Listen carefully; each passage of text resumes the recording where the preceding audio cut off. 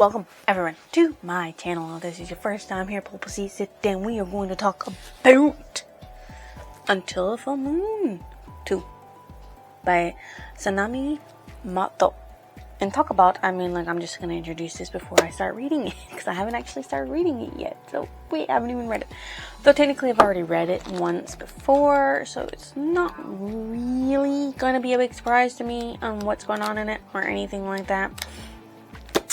Unless I've forgotten, which in case I have forgotten, but you know, it's old. And if you have been here before, well, you know the drill, okay? So, let's read. I'm back. We have read Until the Full Moon 2. It's not that long, 178 pages. Mainly, it's just staring at the ooh, you know, because it's a manga. You're just really just staring, you know, at shit. It's a bad one. Y'all don't know. But this one, I forgot some shit like in it, but yeah.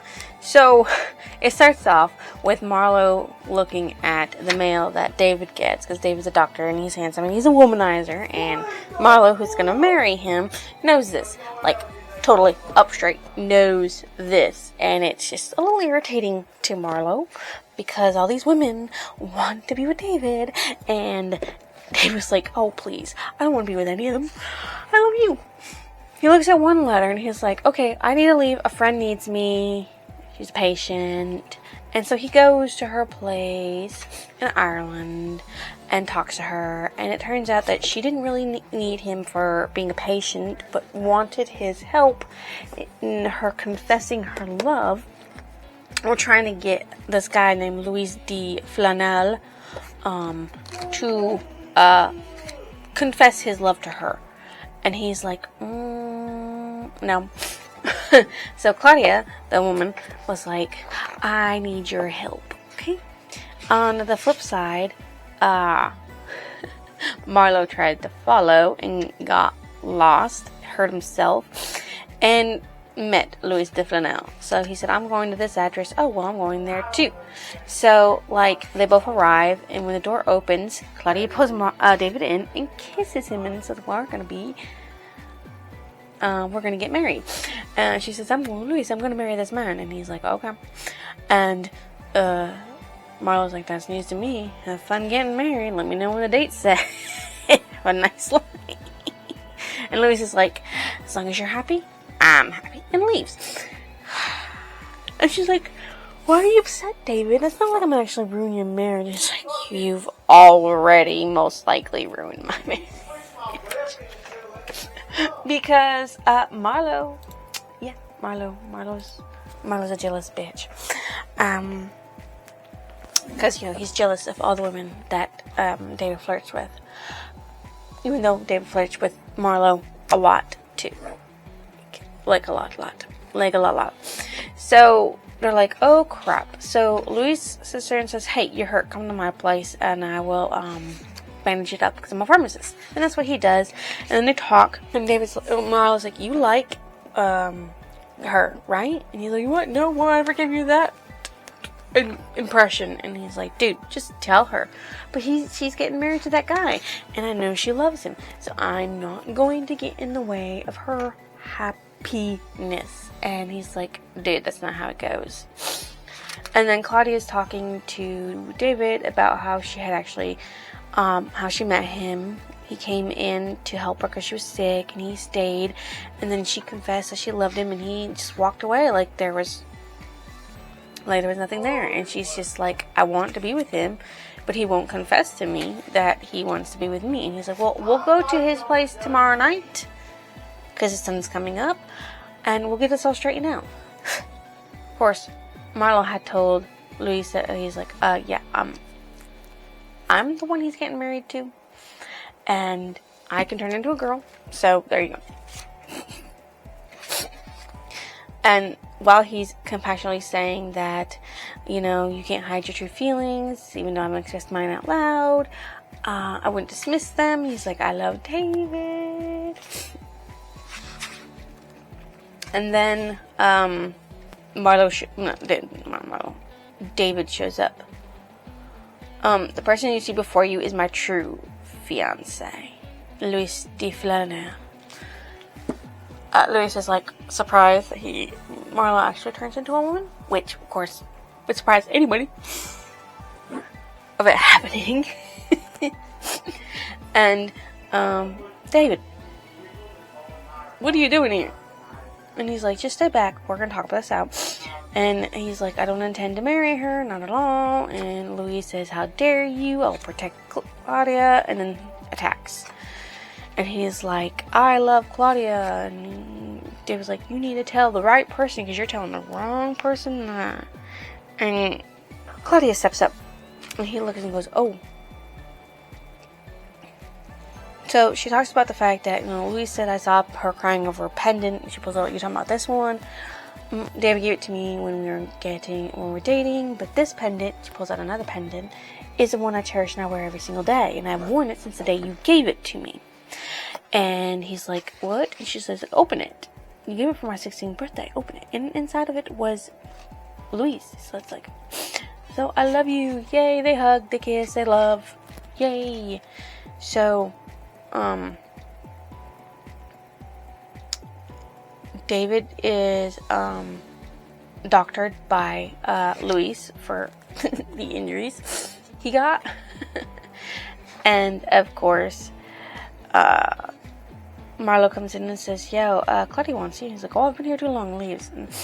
And it's like,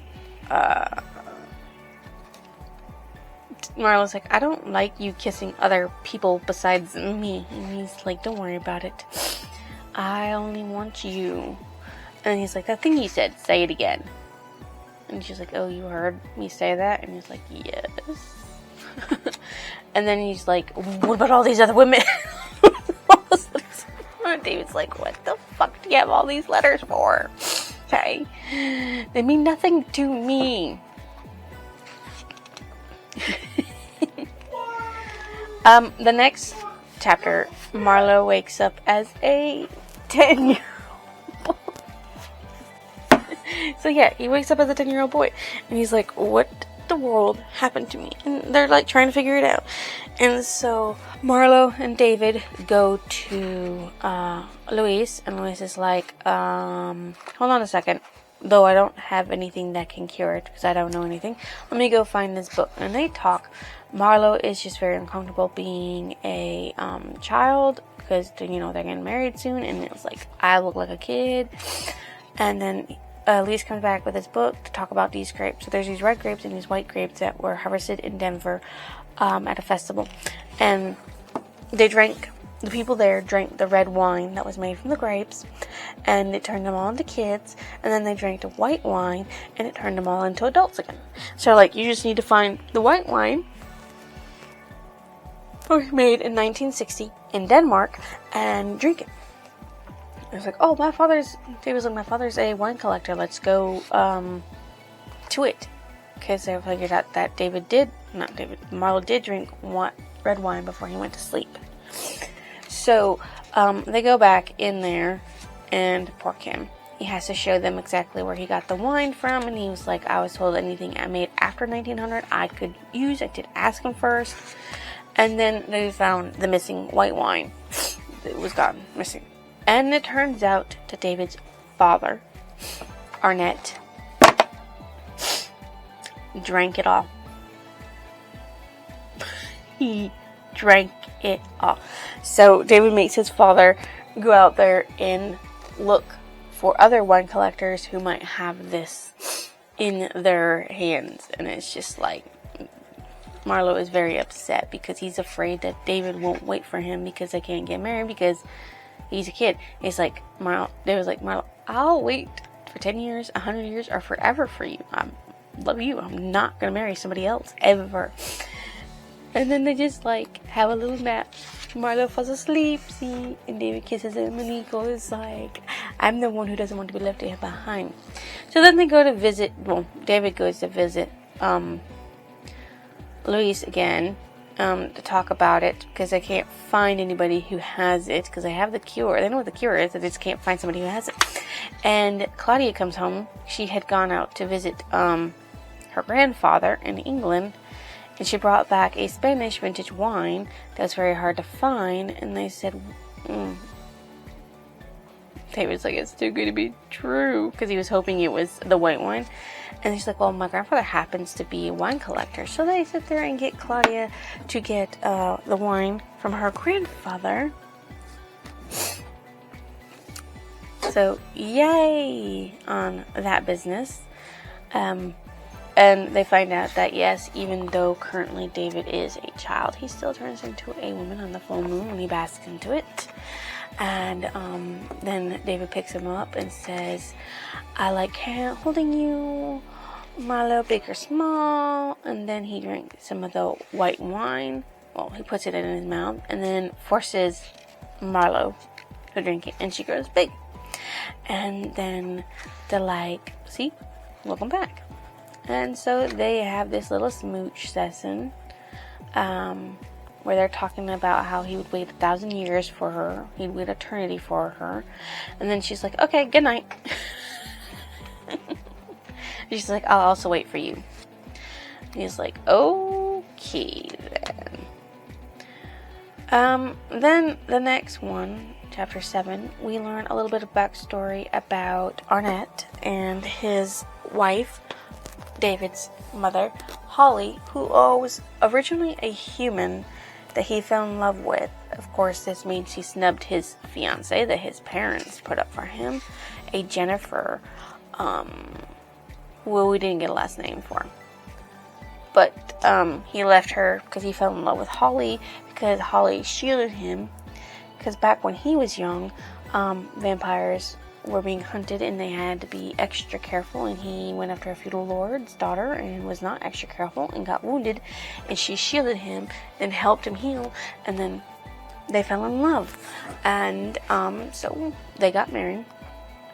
She turned into a vampire, and well, she died from a sickness.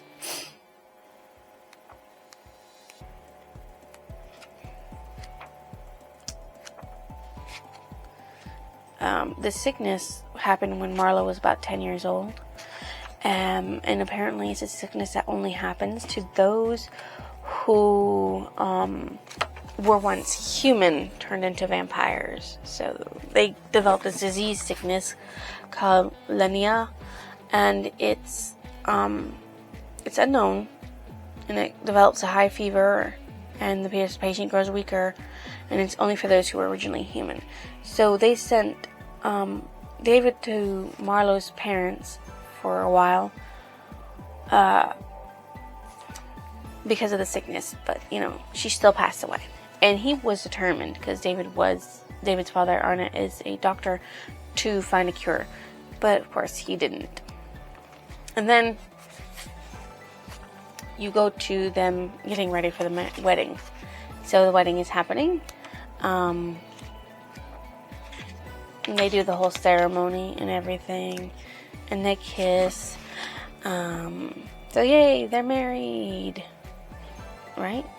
And all their friends are there: Felicia, Eric, Ira, Luis, Claudia. They're all there, right?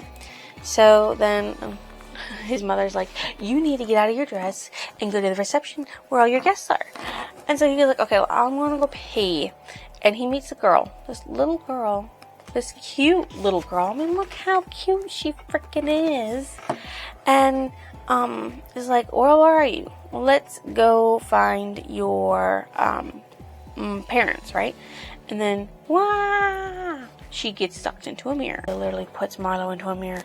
And David's like, oh no, what's happened?